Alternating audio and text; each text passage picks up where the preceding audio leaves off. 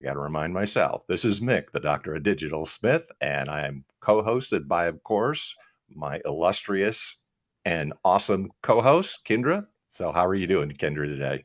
I'm good, Mick. I'm good. I'm stepping up my game. So for the people that can't see us or watching us, Mick's always in a suit and very professional. And I am telling you, I've come in a hoodie before. So today I'm dressed up. I fixed myself up today. Well, you look fabulous. And Thank you. so what we're going to do for this segment is we talked about the dragon last time. And so what we're going to do this time is the he said, she said segment. And there was one actually, Kendra, I wanted to wait because you did like one of his statements. And I'm not sure if you remember it on your comments, but I'm going to hold off on that one because you may Okay. remember that one. You liked one that he said. So JC's Yes. childhood was marred by divorce. And one of the things that he was trying to address in the interview was what can be done. So I'm not going to mention number one because I think you may remember it was a good saying that he had. So I'll hold off on that one. Okay. We'll see. I've got several of those little nuggets. Okay, great. Okay, so I'm going to go to number two instead. So JC advises an integrated life, and then he explained what that meant. So even if you have a good career, prioritize your family. Number three, if needed, seek a mental health professional. Number four, a professional can assist in discovering a key time, what JC described as a snap moment, the basis of his trauma during his parents' divorce. And number five, look out for a ladder out of difficulties, realizing it is not your fault. Number six, during JC's divorce, your ex can be your best friend, even if divorce ensues.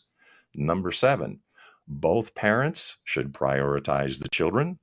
Eight, work outside the courts if possible. Nine, teach children to respect parents equally. Clarify parental roles, caregiver and breadwinner. Number 10, Viktor Frankl, the Austrian psychiatrist, suggests checking your response and not reacting on the basis of your emotions. Number 11, a father should show a daughter how a man should act and how he should act. 12, if broken by life, break the cycle of trauma. 13, be kind rather than right all the time. 14, problems are a way, that's God's way of pruning you.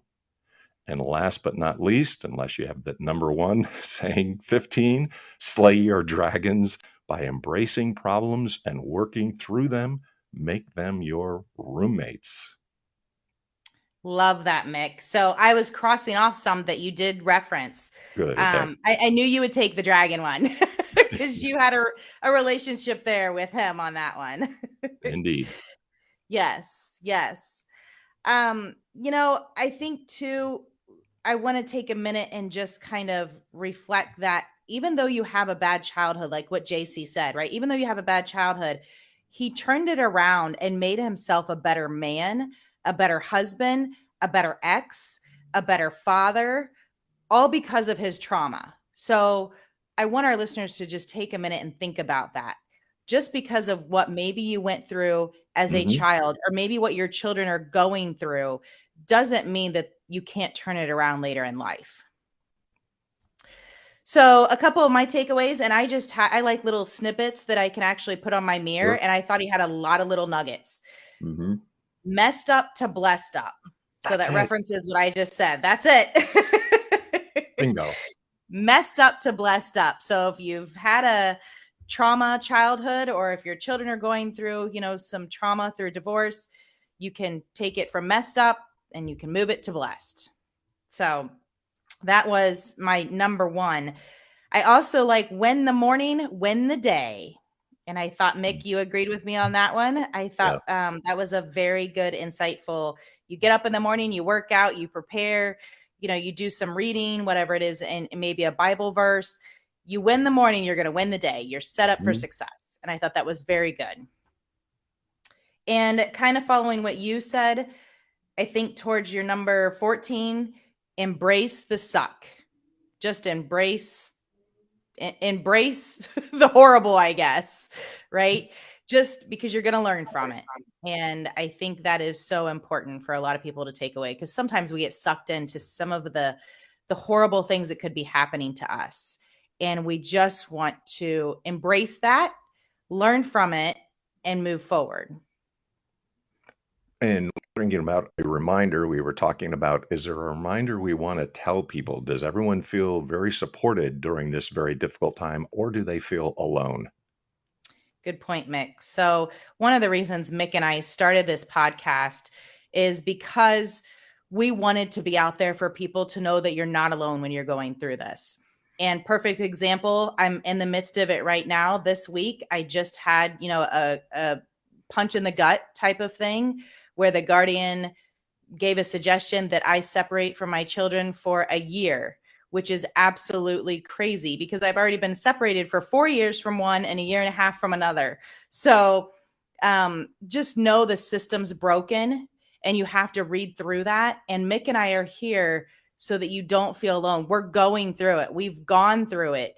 We're here for you. You're not doing it alone and you're not crazy. As many times as I've even reflected and thought, am I crazy? Am I the one that's going crazy? You're not. We're here for you. There's other people going through it. So just know that.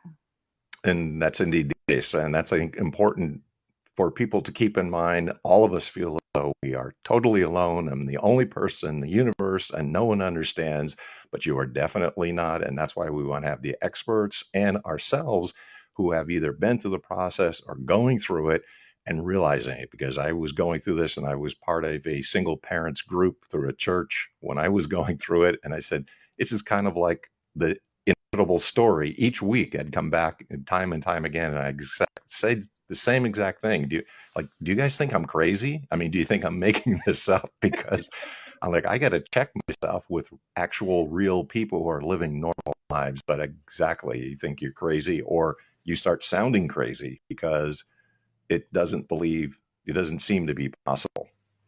Yes. And Mick, you and I were talking before we went live, and I just want to bring this up too, is we have to live a normal life, right? So when you said you have to check with people with normal lives, right? We still have to live a normal life. We have to hold a job. We have to function day to day.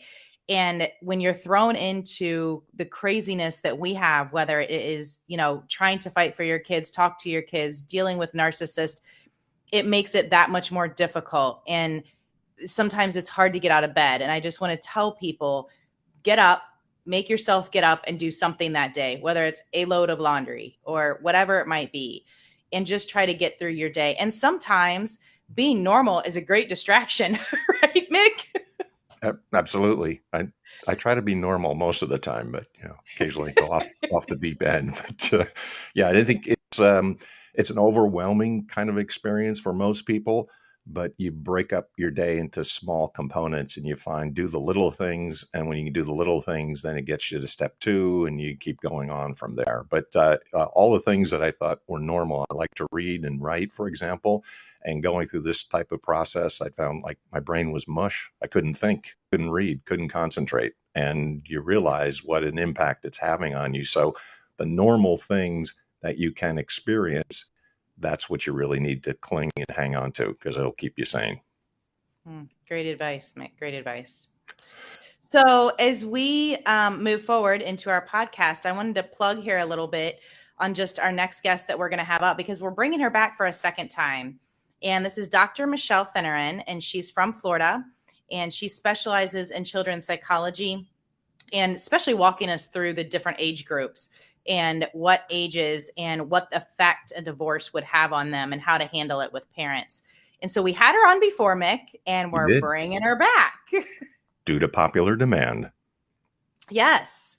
And if our audience has any questions, we want to make sure they get submitted. So do you want to share the email address and how to get a hold of us? Yes, this would be the aftermathhealing@gmail.com.